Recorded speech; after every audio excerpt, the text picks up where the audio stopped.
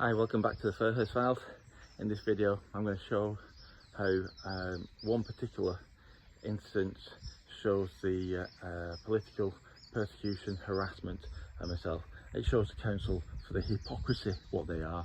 It shows them how petty they are, but how they deliberately, purposely deceive. Everything that they talk about go against everything that they say they do, and actually only pick on, as the little trolls call it, oh, Gareth Fairhurst is whinging about the council picking on. Well, maybe the trolls should go and look at the video about harassment, because that is what the difference between somebody just picking on somebody and about what actually is classed as harassment.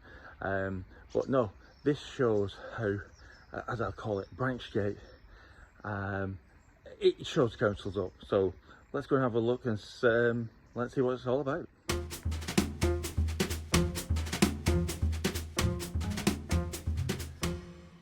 So when I did the rant video at the beginning, I'll put the link in the description if you want to go and see how all this started. What it was, it's been going on for years, and as I said in the harassment video, it has to be, what deemed to be a harassment is 2 or more occasions of something where it causes distress, fear, and upset. And this has been going on for years, literally years.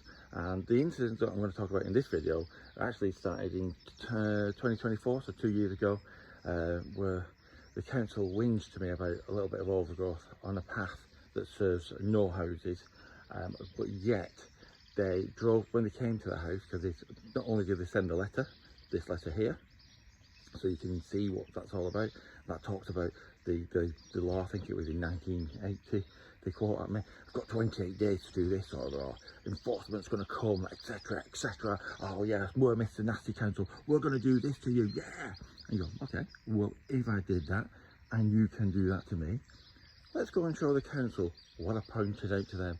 And it showed, they drove past, so as well as the letter, that's what we're getting to, as well as the letter, they came to my property 5 times to enforce the letter, keep going, oh, you've not done nothing, this and blah blah blah. I did write to them as well, but they drove past all these 4 sites that I'm going to show you, and it just shows. In fact, before I do that, let me drop a picture of, I'm not going to picture of the site from 2 years ago. So what I did, just to be completely unbiased, I just went onto Google Maps and took a picture of the what the site looked like, what the council was complaining about. I'll drop them in here now. And we've got another one. So yeah, bit untidy, bit unsightly, but all they had to do, actually, there's loads of them about, but they couldn't just say, Gareth, fancy just tidy it up. In fairness, it was on my list to do.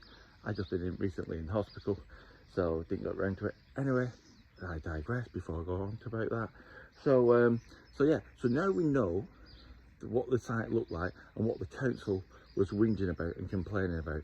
And they're talking about in the letter, drop it in here again, just in case you've not got time to read it the first time, you'll see that they talk about there's got to be 1.2 metres of footpath available to people. I presume that's for wheelchairs, prams, people passing each other, etc, etc. So let's go and have a look at some sites that are just literally around the corner, and I'll show you how the council ignored them, completely ignored them. They drove past them. No, I even pointed them out so they can't say, oh, I missed that. Oh wow, no. I walked them around to each site and went, yeah. No, we don't think so. Anyway, let's go and have a look. So we've just gone up to the first site. Talk to you about, remember, 1.2 metres of footpath has to be. There's not a chance that is 1.2 metres. It's virtually taken over all the footpath. Got to lean out to miss the bushes. And then we just spin around. And you can see what they're taking. So, council were pointed out to that, nothing to see here. Again, another example, street signs actually been taken. So again, remember 1.2 we've got, this is the third site, maybe not 1.2 at this point, no. As you can tell, solid a cabinet, telegraph pole. Ooh, too close.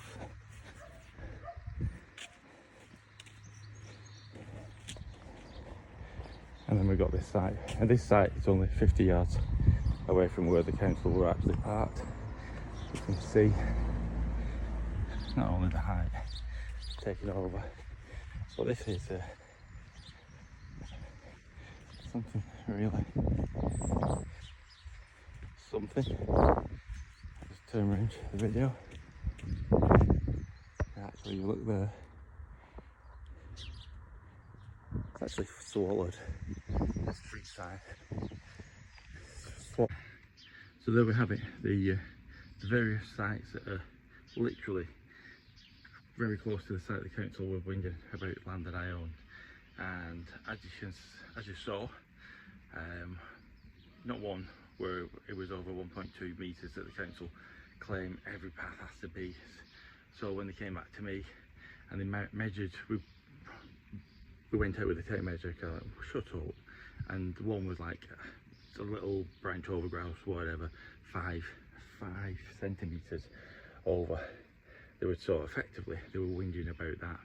But yet I showed them each of those sites, plus more as well, and the council did nothing, zero, nilch, nada. And that just goes to show that ultimately, once we get the pre-court action letter, this is one of the things that I will be able to demonstrate, that the council came to me about whinging and complaining about, threatening enforcement action, came out 4 or 5 times, and equally I told them, including the site where it swallowed a whole street light that you saw. And when I asked the council about that one, I went, look, it swallowed the street light. Again, this is the you know, the kind of calibre the council hire, you know, real intelligent, switch on kind of guys. Look at it. Yeah, but light still works. Yeah, but it doesn't highlight the footpath, or does it? As I said, but it still works. I went, yeah, but you're whinging to me about a branch that's 5 centimetres, and that has swallowed the whole street light. If you had to service it, you won't be able to get to it. But more importantly, at winter time, great, now it's summer, you don't necessarily, you've got daylight early mornings, late nights, so not necessarily, but when it comes to winter time, that is a vital tool. Can't see it. And you're really, you can see a branch that is 5 centimetres on my land.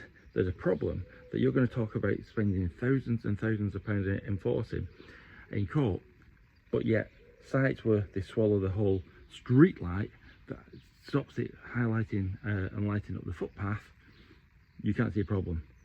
Nope. Wow. So when, as I said to you in the other videos in the series, not a case of just, you know, as a troll say, oh, he's just whinging. I'm not just whinging, I'm highlighting, I'm pointing out, I'm evidencing. And this is what I said about on the first video, that I'm going to take you along on this journey. So what I'm doing here, I'm going through all the letters. Obviously we found this one because I know the different incidents. And in fairness to one of the council officers on Branchgate, he did tell me that all recorded CCTV, so they can't deny it. He did say that he thought it was nonsense, but listen, it was Debbie Parkinson, the Labour councillor, kept saying, go get Fairhurst, go get Fairhurst, go and sort him out. So that is why political persecution, because the officers have to be impartial. So if a councillor, elected member of any political persuasion, puts an inquiry in, say, we've had this reported, yeah, they should go and have a look at it. What they shouldn't do is then use any power, influence, or the ruling group power, because the Debbie Parkinson part of the Labour group, although they won't have power next year, will they? They can't use that against officers. They've got to let officers be impartial. The council officer did say, so when it comes to the legal action that I'm looking to build now and take forward, this is one of the prime examples where I can show that the council has written, threatened enforcement action, come out 4 or 5 times, threatened to spend thousands and thousands of pounds of your taxpayers' money. Remember, all this, not just having a go at me and me whinging like, let's have a look and show you what's happening to me. all this costs you your taxpayers' money, thousands of pounds. And the council officer just said, no, she said, I keep saying it's nonsense, it's not really worthy of it. So it shows the council officer is actually spot on the money. But no, won't do it. But then when I pointed at the other side, I said, right, okay. He went, yeah, but Debbie Parkinson's not worried about them. And the one with the street light is virtually opposite Debbie Parkinson's house, so she sees it. So isn't it funny that Debbie Parkinson has a problem with a branch that's 5 centimetres opposite outside some land that has no houses on it, and the footpath leads to no houses. There should have been houses on there, built in 1979, I believe, but the developer went bust. So if you want to say from then, fast forward to now, I own that land. So it actually only serves my property. But again, they could argue it's footpath, so everybody needs to be treated the same. And that's exactly what I'm saying. Everybody's treated the same, fair enough. If the council had written to every single one of these people that I pointed out to and said, you know, this is quite a serious issue, and threatened enforcement action like they did with me, I won't have a complaint. I literally would not be able to use this as part of my evidence. But I just thought I'd show you the hypocrisy of the council and the political persecution, and why it's political persecution, because obviously Debbie Parkinson keeps whinging about this and saying to the officers, you've got to do it, I'm the ruling group member, blah blah blah, when the council is saying, no, nothing to see here, it's wasting our time and money, which is correct. But yeah, they don't. Debbie Parkinson doesn't seem to mind street lights being swallowed up, street signs being swallowed up, footpaths being blocked. Just goes to show. Anyway, I think that's got it. Before going to a rant and digress, I think that's got my point over. The sun's coming out. Great win for England last night. Well, it wasn't great, just lucky, weren't it? So enjoy the week, enjoy the sun, and see you on the next episode, and enjoying the journey. Stop! I just remembered something. Oh, I hit stop and then boom! So I hope you've not clicked off, because if you've clicked off, I'm talking to nobody now. But yeah, if you like this, because I get quite a lot of comments about it, don't forget to subscribe and like the videos and whatever if you want to, and that way when I upload the next episode, then you'll automatically get notified about it. Some good ones coming up. So thanks again, and catch you on the next Fairhurst Files.